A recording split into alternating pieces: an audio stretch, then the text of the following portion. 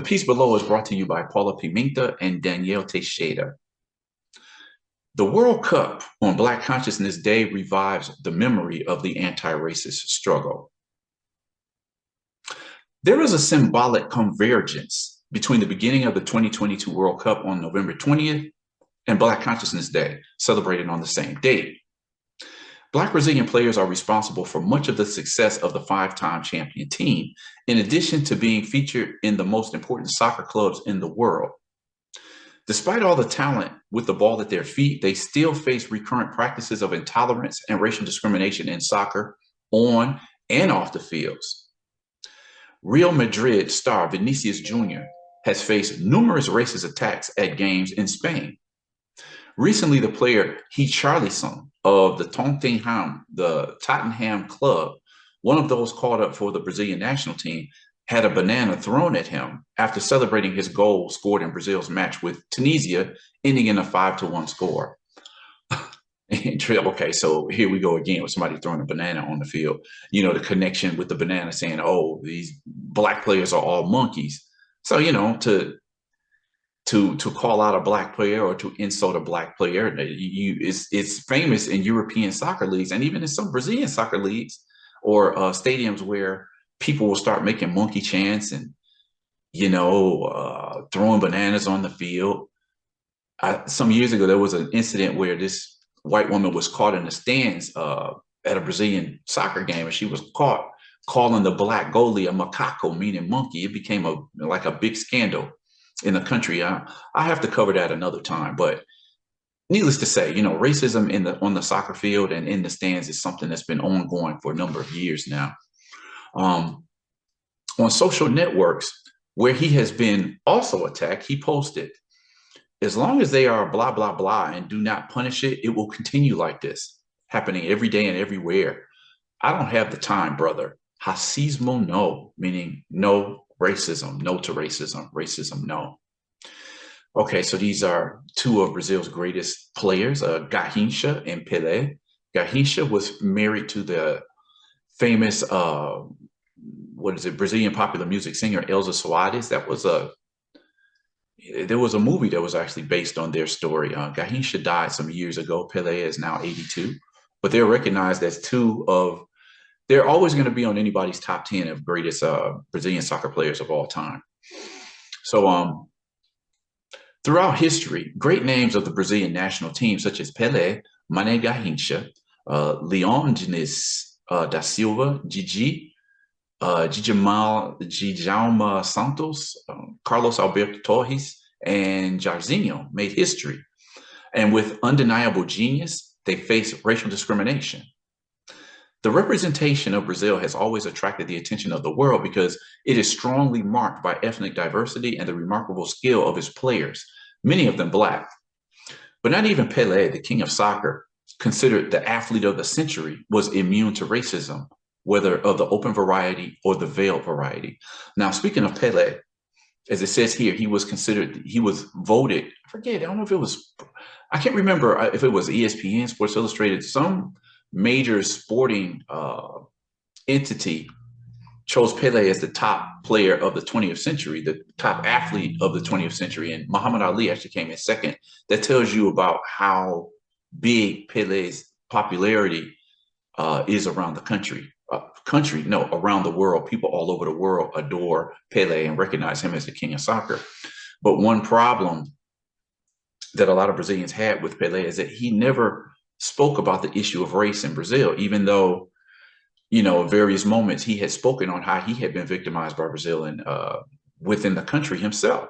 But he just never really made a big deal out of it. It was almost like, you know, we'll make you the biggest star in the world, but, you know, we don't want you talking about racism. Now, I can't say that that's true or that's how it happened, but it would make total sense to me because you just didn't get a lot of Black players in Brazil talking about racism at that time, not like you do today, here some 50, 60 years later. In the recently called Brazilian national team for the Qatar Cup, several players have come across comments and acts of this nature. In the current list of those called to the team, in addition to Vinicius Jr. and Richarlison, established names like Daniel Alves, and Neymar are among those who have experienced some type of discrimination or racial injury, often during matches.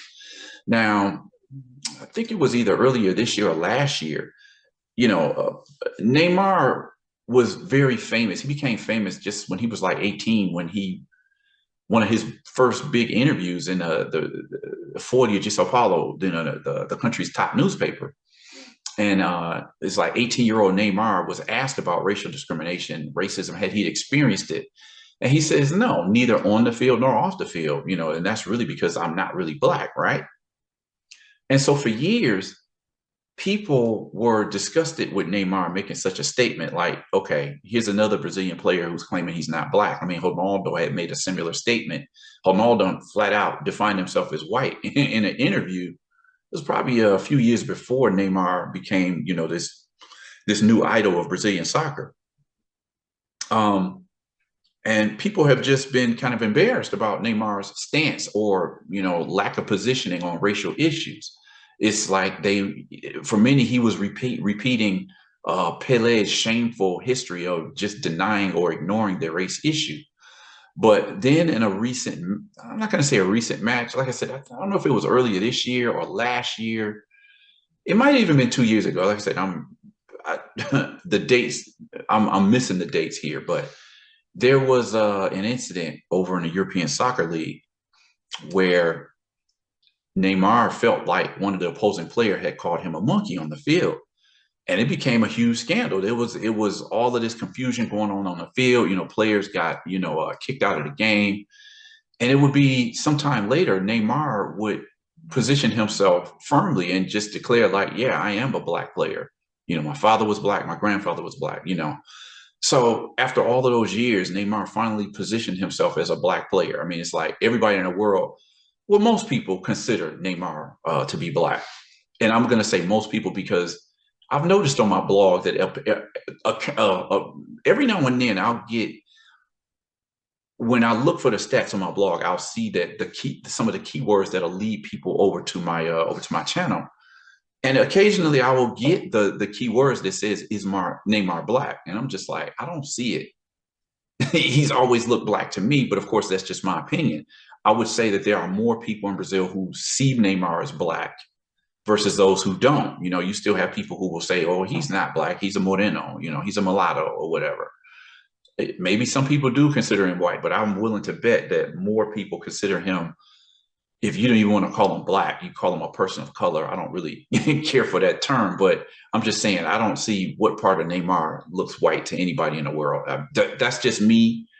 We can agree to disagree. I know some people would just totally disagree with that. But anyway, as an initiative to curb this practice, in the Senate, the Brazilian Senate, the expectation is that the bill of the general law of sport, it's like Bill 1153, 2019, which establishes more severe punishments for the crime of racism in sport, will be voted on soon.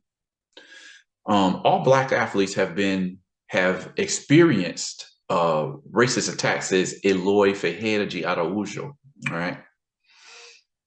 So anyway, offenses.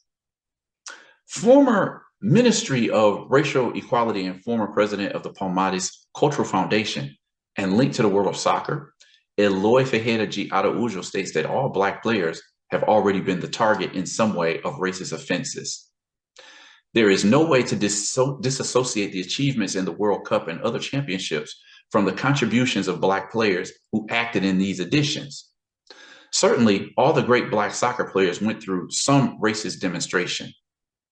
Humanity has not yet educated to love each other as if there were no tomorrow.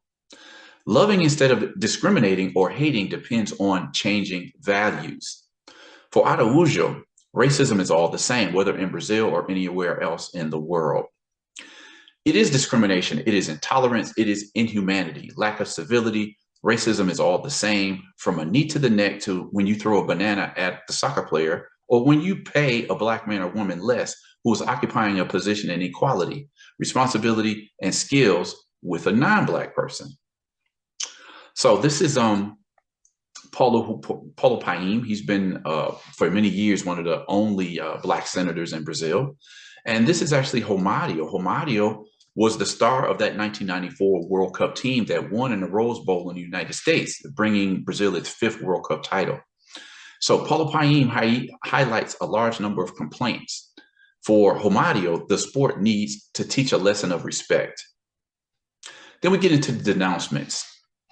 Data from the Observatory of Racial Discrimination in Soccer indicates 64 complaints in 2021.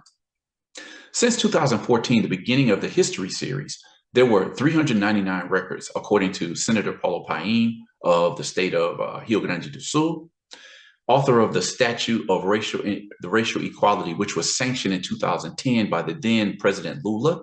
Of course, Lula recently won the election, what was that, last month? So he's actually returning to the presidency on January 1st. Paim says he hopes that during the World Cup, the International Football Federation, FIFA, will promote actions to combat racism. Brazil is the only team to have played in all the World Cup competitions and is the greatest champion with 5 World Cup titles. The World Cup is an extraordinary event that could bring together people of different nationalities, colors, races, religions, sexual orientation, socioeconomic, age, and others for the sake of love for sport, soccer. But despite so much union and emotion around this beautiful event, we are faced with the crimes of racism, said Senator Paim. For Senator Romário of Rio de Janeiro, he's the ex-ace of the Brazilian national team that brought home the title in 1994. Racism in soccer exists because it reflects the same practice of society. What we see today is an increase in complaints because there has been more discussion in society about it. It's a really sad situation. Sport should set an example of respect, and racism stains the image in sport.